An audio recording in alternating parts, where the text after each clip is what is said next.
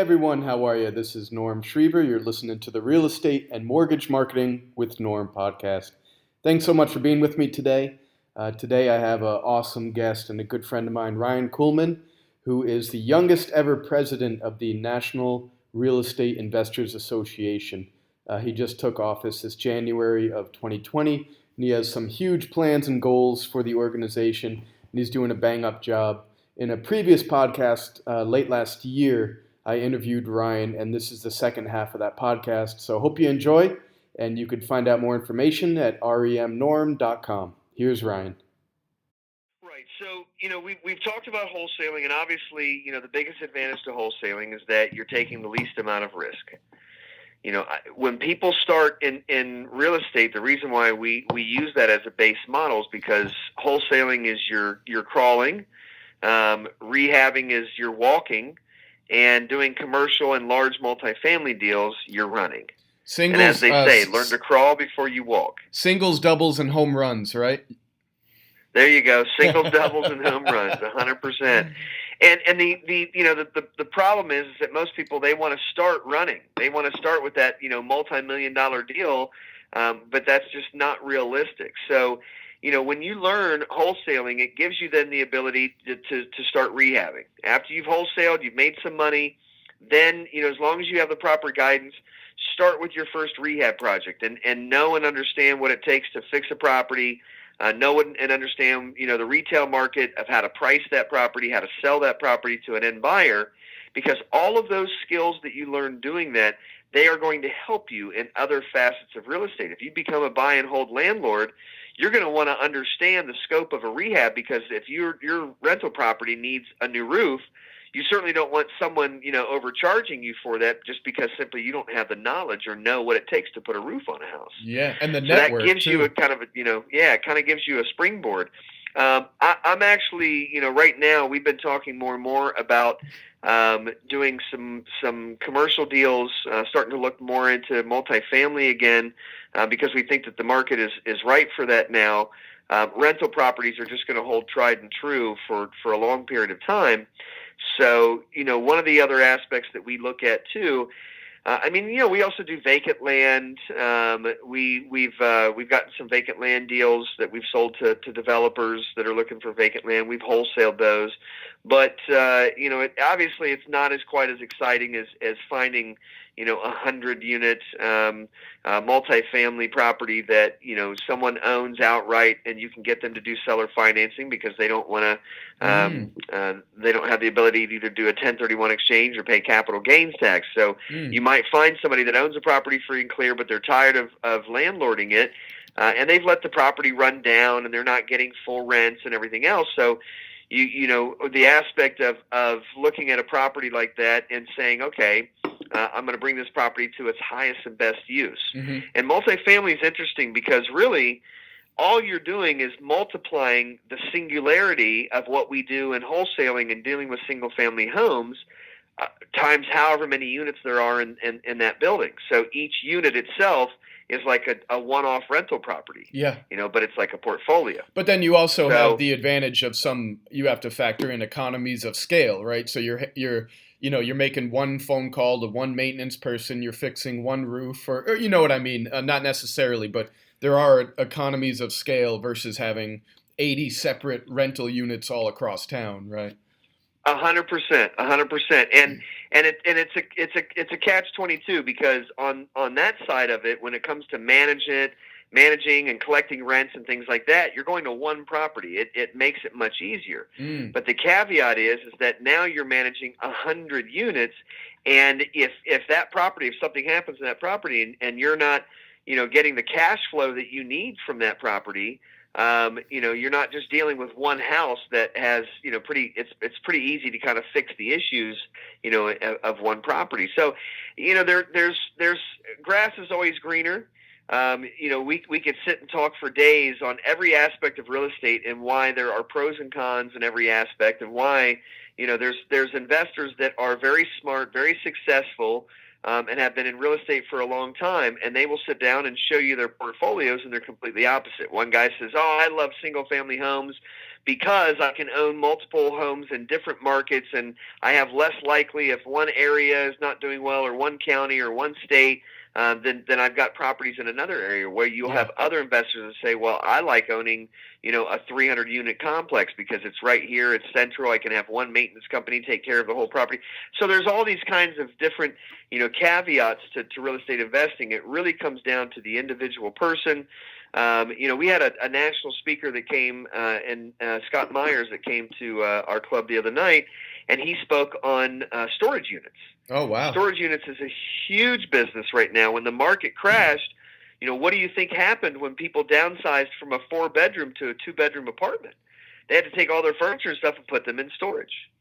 So storage units literally has, I think it's been like an 800% increase in the last 10 years in the amount of storage units that have popped up everywhere. Wow. I literally have within a mile of my house, and I live a mile away from the ocean, so I'm not exactly living in a rent district or anything. And I've got 2 brand new storage facilities that are within a half a mile of my condo, and it's just they're just popping up everywhere. And what's happening is that there's now, it's on people's radar because people in circles of real estate are hearing about, "Hey, did you hear about those guys that bought that storage facility and they fixed it up and painted it, and now they're getting twice as much rental for the units?" And so people have been, it's been catching on, and more people have been, it's been on their radar to say, well, you know what the attractive part of that is that there's no toilets, there's no tenants, and no trash. So the T's, it's a different as we call aspect. them. Yeah, the toilets, tenants, trash, taxes, and termites. Those are usually the things, yeah. How about, speaking of the niche like that, how about mobile homes and manufactured homes? Because I was surprised when I did the research how huge that is in certain parts of the country, how prevalent, and also in some parts of the country, it's like 1 out of every 9 residences is mobile or manufactured. And with the number of our aging population who can't afford big houses and needs to downsize, I think those are going to be even more prevalent. Well, the interesting thing is that all has to do with one thing, and that's cost. Yeah. So obviously, mobile homes, in regards to owning a $350,000 4-bedroom single-family home that has a roof, an AC system, and appliances that all can go bad, and it takes a lot of money to run that house and property taxes and everything else. Or you could take your little 2-bedroom or 1-bedroom little mobile home, put it on a plot of land somewhere that you only paid $7,000 lease for. It's a totally different aspect of what is affordability for people. And so mobile homes, they are an interesting aspect. We obviously don't have a huge amount of mobile homes here down in South Florida because of hurricanes and everything else, but we do have plenty of mobile home parks, and especially Central Florida and North Florida. Okay. And I know a lot of guys that they are attracted to that because they could literally go into a mobile home park, with 40 mobile homes, and you're talking about being able to purchase something like that, as regards to going in and trying to purchase 40 townhomes, right? You're talking about a difference of a $40,000 mobile home versus a $400,000 townhome. Yeah. Obviously, depending upon the area and everything else. So that's what I think makes that more attractive to people. Plus, for mobile homes, the business of mobile homes is sort of like the business of McDonald's. A lot of people don't understand that McDonald's is not a restaurant business. They are a landlord. They are the single largest corporation or corporate landowner in the world. Mm-hmm.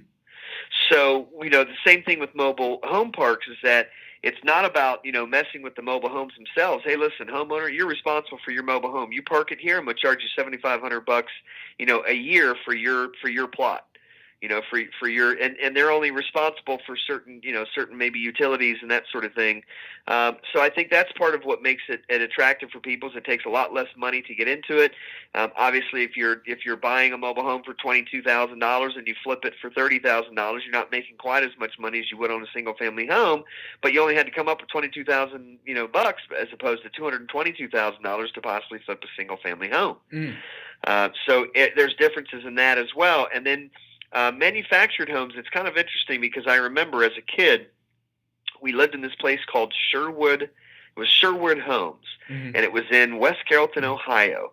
And it was a neighborhood of probably, I'm guessing it had to be anywhere from 500 to 1,000 manufactured homes. It was a huge neighborhood. And these houses, at the time, this was in the 80s when manufactured homes started becoming really big, were obviously the more affordable type. We didn't have money and things like that. So living in this neighborhood of these manufactured homes, that you can literally, they put these manufactured homes up within 24, 48 hours. Wow. Aside from the finishes inside, but the main structure of the house, that's how quickly they can put these things together.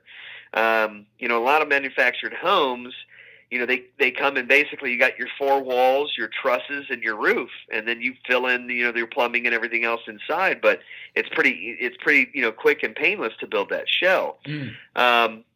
Technology has now brought us to a place that manufactured homes, in some cases, are built and are stronger and a better structure than your regular single family home with a developer that pours the foundation and starts framing out the house and everything else. I have a family friend. They are the number one distributors for Lindell Homes. They are Cedar Lindell Homes, and this company, their houses, not only are they rated for 200 plus mile an hour for hurricanes as a manufactured home, but they also are guaranteed for against moths, termites, and everything else because it's all treated cedar is the majority of the house. They have a lifetime guarantee. They have super high ratings when it comes to energy efficiency. Yeah. And I could show you pictures of manufactured homes, and you would look at that house and think that a rock star, somebody lives in there, and it's a $2 million home that looks like it's a $10 million home, depending upon where it's at. If it's going to be in Golden Beach, Florida, that 3,000, 4,000 square foot house is going to be a $20 million home. Yeah. Whereas if it was in the middle of Mississippi or Georgia somewhere, it's still a very nice house, but you maybe get it into it for $1 million. But manufactured homes, technology has brought us to a place where I think a lot of builders are going to be moving towards that, because basically what you're doing now is you're preparing the property, the home itself, in an environmentally controlled place. You're in a warehouse where you don't have the weathering and stuff. Like if you're building a house in Ohio and it's the winter time, imagine that the rain and then it freezes and turns to ice, and what that does to the foundation and to everything else while you're trying to finish this property. Whereas if you built the property, indoors, inside, a controlled environment, and then pieced it together in a matter of a couple of days, it really kind of changes that aspect. And not to mention the fact the materials and everything else that we have now that we can build these manufactured homes, they really create almost the equal, if not higher quality than regular houses. Oh, so that's amazing. That's another really interesting aspect of real estate. I don't know if you've ever seen. Also, I've seen now the containers, the old containers that semi trucks use. Yep. Come in from shipping. Chiquita Banana and these kinds of companies are selling all their old containers to these environmental developers that take these containers. They basically coat them with an environmentally safe green type of substance that keeps any rust or any kind of thing from damaging the environment, and they're piecing a few of these things together and creating some really unique living styles. I'm not saying I necessarily am ready to live in a container quite yet, because it's kind of a small space and there's not a whole lot of. But it is kind of interesting that the minimalistic ways that if people want to live that way and live in kind of a rural area somewhere, these types of houses are things that you can get into for a brand new manufactured home for way under $100,000. Yeah, and there's with the shipping containers. there's some amazing stuff they're doing. And like, let's say, like you said, maybe it's not your primary residence, but you have a little plot up in the mountains. Well, you don't want to build a $400,000 house, cabin up there, and these shipping containers, you could piece two, three, four of them together at different angles with two stories with, two of them next to each other and take down the walls. So it's almost like Legos, you're building your perfect home with Legos or something like that. But there's some really, Exactly. and some modern structure. There's some really cool shit that they could do with them. Yeah. Yep, absolutely. And I know then they're getting into, down the road, they're talking about, like you talked about, manufactured or pre-built 3D printing with some of these space age materials that are weatherproof, that are high energy efficient. So that's definitely opportunity in the future. Yep, 100%. Talk a little, if you would, about the average real estate agent, the average maybe mortgage broker, but especially real estate agents who are out there selling homes, representing buyers, and wearing the hat of the real estate consultant, which can be pretty dangerous. A lot of these realtors maybe haven't even bought and sold a home as an investor themselves. So what are some mistakes they're making, or why should the public be a little bit wary when they're having a realtor represent them in this process? Well, the idea is that a real estate agent can take a 2-week course. They can even take a course online, and now all of a sudden they have a license to hold the financial future of a homeowner in their hands. That's a very scary thought, because you can be licensed and you don't even have to have training from a broker. You could go to what's called a 100% brokerage house, which is where you pay them a monthly fee that you've got a place to hang your license, and now you are an active real estate agent. You could literally go to someone's house, tell them I could sell your property for $400,000, get them to sign, a listing agreement with you and list their property, and now you're marketing a property, and you've never bought, sold a property, you've never really analyzed the property thoroughly, because the course that you take to become a real estate agent doesn't teach you anything about being a real estate agent. Yeah. I will admit right now, I've been licensed for almost 20 years, and I couldn't pass the test. Yeah. I'd have to study first, because the questions and things that they ask you have nothing to do with the day-to-day transactions. So what people have to realize is that, first of all, the majority of real estate agents in the state of Florida, it's pretty sad, because the average homes that a real estate agent sells in a year is less than one. Wow. And that's because there's so many real estate agents that the majority of real estate agents that actually do transactions, they're only doing 3 to 5 transactions in a year. It's very few and far between of real estate agents that have the experience, that actually know what they're doing. And most of the most successful real estate agents that I know are also investors. Mm-hmm. Now, I'll be honest, I don't understand why you would still remain to be a real estate agent and wear that hat when you're an investor. But some people, they really like still being a real estate agent. They like being a realtor. It's something that they do, and I have no judgment on that. But being a real estate agent is really equated to having a 9-to-5 job. Being an investor is, being an investor. You're owning your own company. You're an entrepreneur. There's a big difference there.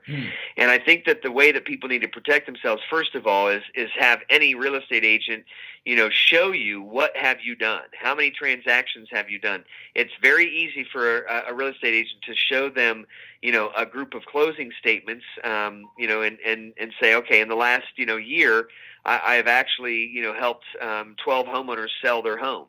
Mm-hmm. And these are the prices that I've been able to get for the house, and that sort of thing, and kind of maybe, be able to show them, what they actually know, about their property. They also need to have a real estate agent that understands the condition of their property. What does it take to repair a property? So if a homeowner gets quotes from a contractor to fix the roof and AC and everything else, and they decided to sell their house and they have a real estate agent, and if they ask their real estate agent, what do you think it would cost to do all these things? They need to put them to that test and understand. But, the sad fact is, for most real estate agents, is that there's again, with technology, with all of everything online, these huge companies like Zillow, Redfin, they are all moving towards coming up with systems and people that will service homeowners without being real estate agents. Yeah. With the correction that's coming, and with these new companies that are coming up trying to push real estate agents out for sale by owner services and all those kind of things, they believe that in the next 2 years we're going to start seeing about 50% of all real estate brokerages will close. Wow. Within about 3 years from that. Whoa. Where So what like, is that an industry-wide belief? Is there a certain statistic on that? Like, where did you get that from? So I believe, don't quote me on this, but I believe that I saw this on Google. Yeah. When Google has their updates and different stories and everything that comes up of currently what's going on, and I saw an article, I think, on Google about Zillow, and it wasn't written by Zillow. It was just about how Zillow and Redfin are starting their online services for homeowners to sell their home. And if you think about it, it really kind of makes sense. I mean, the fact of having a real estate agent, somebody that not necessarily knows more about the real estate market than you do, is going to come to your house, have you sign this paperwork, and then they're going to try to sell your property, and they're going to take 3%. If you sold your property for $400,000, they're going to take $12,000, even if they only did 2 hours worth of work. Well, for a homeowner that's put their sweat equity into that property and trying to get their actual equity out of it, giving up $12,000, doesn't always make a whole lot of sense to them. So, it wouldn't to any of us. So I think that the model itself is just a little bit broken. Do I think that homeowners themselves need guidance in selling their property? Absolutely. Yeah. I don't think that any homeowner should just go out and try to sell their property on their own. But relying on the right real estate agent is important, and I think that real estate agents have to realize they need to bring more value than just getting people signed up with a listing selling property for a commission. Yeah. There's more to it than that.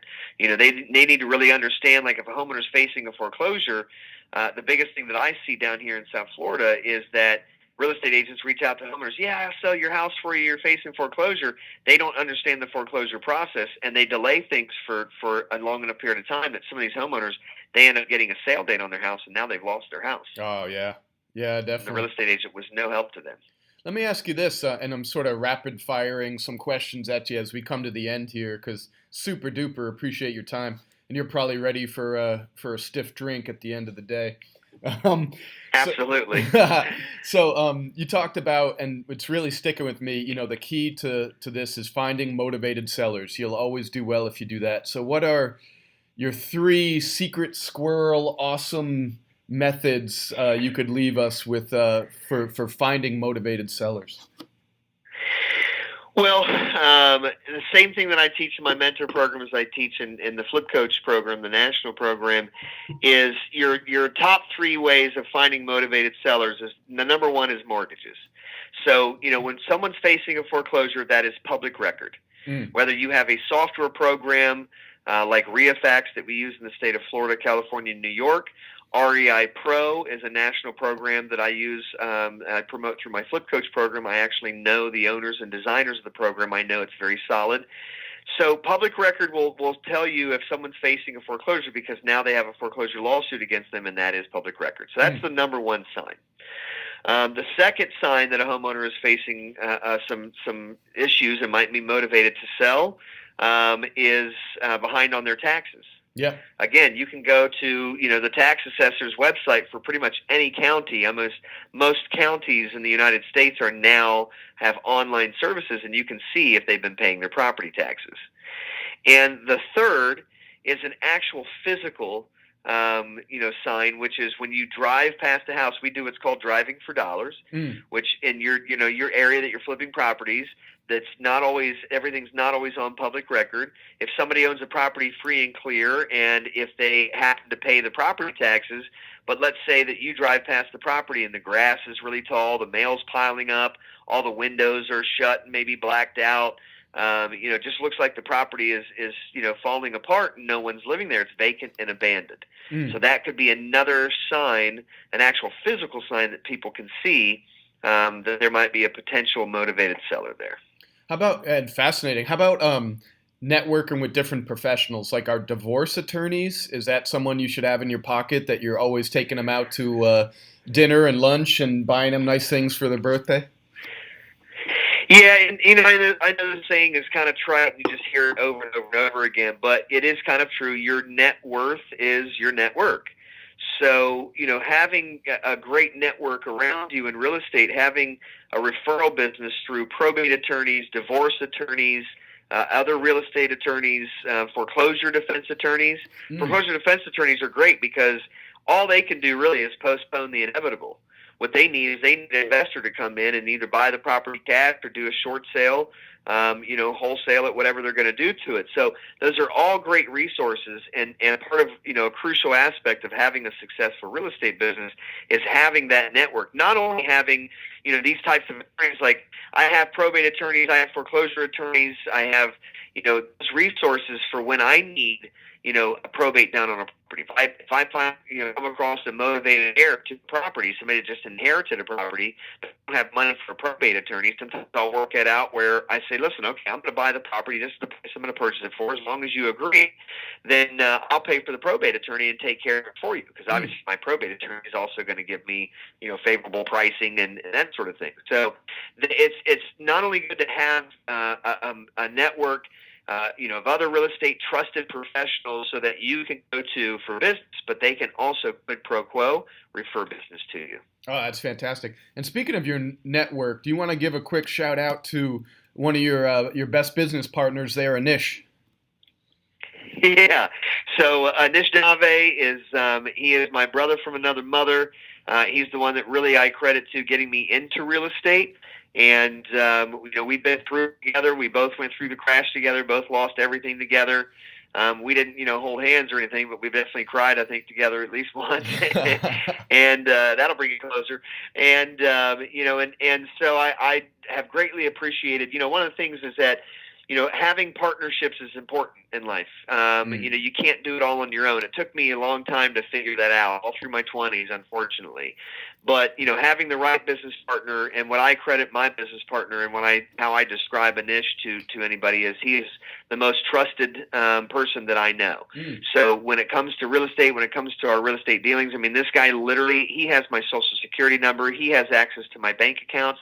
I mean, I could literally be out of the country and he's like, hey, I need $100,000 because we're flipping a property over here and I already have my money tied up in these other two deals. He could literally get in my bank account and take $100,000 and transfer it and buy the other property. Wow, so, yeah. That type of level of trust is something that a lot of people don't have, and I really cherish that aspect of our business relationship and our friendship, even more important. Yeah, he's fantastic. I need to get him on the podcast ASAP too. Yeah, absolutely, man. The stuff that guy could tell you, he was more successful in real estate before the crash than I was. Wow. So, he would have a lot to really tell you about speculating, and speculation real estate. Wow. Yeah. All right. When they make the museum in your honor at the end of your career, there's going to be one glowing, beautiful exhibit for your best investment ever, and then there'll be one in the wing that is your worst investment ever. That was an absolute money pit that you still learned from. So, what's maybe in that museum? What's one of the best, and what's one of the worst? Well, I would say that the best to date would be a property that I had reached out. One of my marketing tools or marketing secrets, I guess, is that any homeowners that I have had any kind of contact with that might potentially become motivated at a future time, I always send them Christmas cards. Okay. Holiday cards, right? Yep. It doesn't talk about doing business in any type of way. It just says, hey, from my family to your family, just want to wish you the best, happy holidays and happy new year. And this lady had actually kept that card, which of course I put my contact information still in there.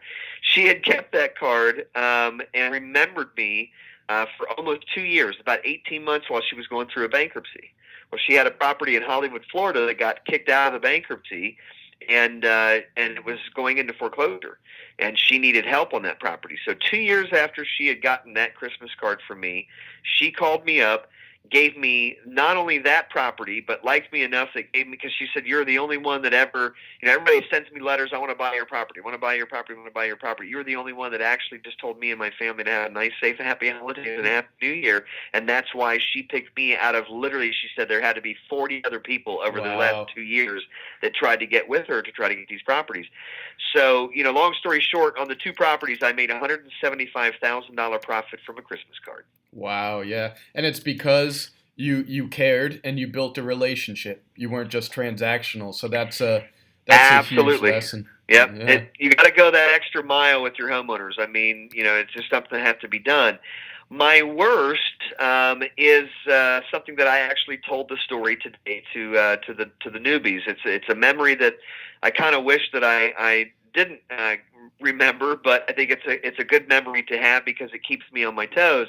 And it's all about staying consistent and having consistency in your business and follow up. It was a Friday afternoon, and I had gotten a call back from a direct mail piece that I had sent out to probates in Miramar, Florida. There was an area there in Miramar, a couple zip codes that I really liked, and a lot of potential probate properties. And so I got a call from a younger brother and his sister. Their older sister, unfortunately, had passed away and left them the property, and it was free and clear. So they were motivated to sell because they both, already had their own houses that they lived in. They just needed the cash. So I told them that I would come by on the following Tuesday. They said, next week would be good for us, and I said, okay, Tuesday. That was the soonest date that I could get, to meet up with them. Yeah. Well, Monday came around, and I had friends in from out of town, and it was reggae night at Purdy Lounge, one of our favorite spots in South Beach. So I got home probably about 5:30 in the morning. I don't know. We had a great night. And that next morning on Tuesday, these guys that were going to stay in town one more day, and they were like, "Oh, come to the beach. You can do your real estate later." And so I had texted, the potential sellers, and I said, listen, how about I come tomorrow, Wednesday? I still have some friends in front out of town. And they said, okay, that's fine. I called them on Wednesday. Unfortunately, another investor who was actually in the same mentor program I was at the time, and she had called them on Tuesday, went to the property, put the property in contract, flip it wholesale.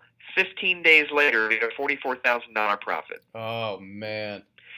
I literally can tell you, Norm, that I think it had to be at least a year or two before I could even think about that situation without physically feeling sick to my stomach. Yeah, that was an expensive. And I will tell you this: that was an expensive I will never reggae make night. that mistake again. Yeah, that was an expensive reggae night, huh? Oh, that was a really expensive reggae and beach night. And consequently, I hardly ever have those nights anymore because I'm just fully doing my real estate, and and I'm all about helping people and making that money too. So the worst deal is the one that you don't make, the one that you miss, huh? And you let pass by. Absolutely, because knock on wood, I actually haven't had any colossal rehabs that I purchased and lost a bunch of money on or anything like that. We pretty much have always made money on our rehab, so we've been lucky in that aspect. Yeah, lucky and skilled. And so let me ask you 2 more things. President of the National Real Estate Investors Association. That's a super important hat and quite a platform. So what are your goals, ambitions? Where would you like to lead the organization during your presidency? Well, the National Real Estate Investors Association is the largest investors association in the United States. We have 155,000 members. There are 40,000 actual registered REIA owners, board members, and councils. So there's a lot of investors and stuff that are involved. And I for me, it's more or less what the National REIA's function is to bring value and guide all the local real estate investor associations around the country. And part of what we utilize is the organization is our bargaining power. When you have 155,000 members across the country spending $1.7 billion at places like Home Depot, that gives you a lot of ability to take that program, go to other large boxcar retailers and say, hey, look Look what we're doing with Home Depot. We also have one of the largest programs with Office Depot. So look what we're doing with Office Depot. So what I'm looking at is, some other big, large retailers across the United States, and would like to try to, put together similar programs to expand our benefit programs for our members. And then also, what I've also sort of been honored with is I am the in-house brand now for National NREIA for mentoring for real estate.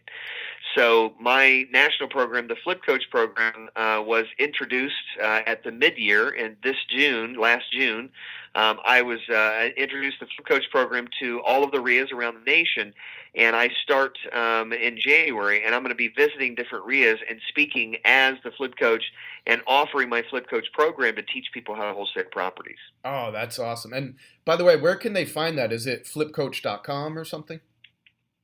yourflipcoach.com. I do own the flipcoach.com as well, but it's going to just point at yourflipcoach.com right now. So that's where, if you go to that website, and I also am under, I've got Facebook, Instagram under Your Flip Coach, and I'm actually going to be starting a tour here very soon. I'm going to be offering free workshops, and I'm going to be going to Orlando, Tampa, Jacksonville, Atlanta, Chicago, and then several cities in my home state, Ohio.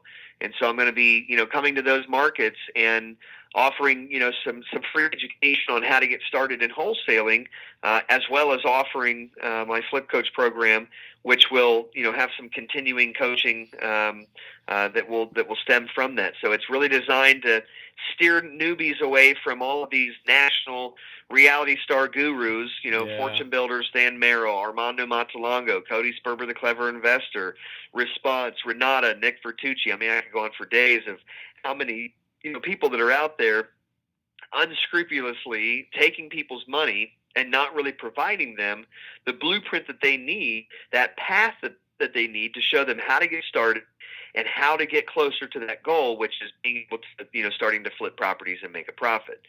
So I start that. I'm trying to hit a few of those cities starting in October this year, but I'll be starting to visit REIAs around the country starting in January. So you're like a rock star celebrity now doing your own tour. They're going to have like T-shirts with all the dates on the back, and you're going to have Backstreet Boys opening for you and shit, huh? Yeah, I don't know about Backstreet Boys, but I it's funny because I actually started when I moved to Miami in 1996. I'm a musician and a music producer by trade, so I built Syndrome Studios on West Avenue in South Beach. I was a music producer for a couple of years before that business kind of chewed me up and spit me out, and that's really kind of what kind of pushed me into getting into music. But yeah, I like getting in front of a big crowd and entertaining people. So if I can't do it as a rock and roll star, then I guess I'll just have to do it as a leading educator for real estate mentoring.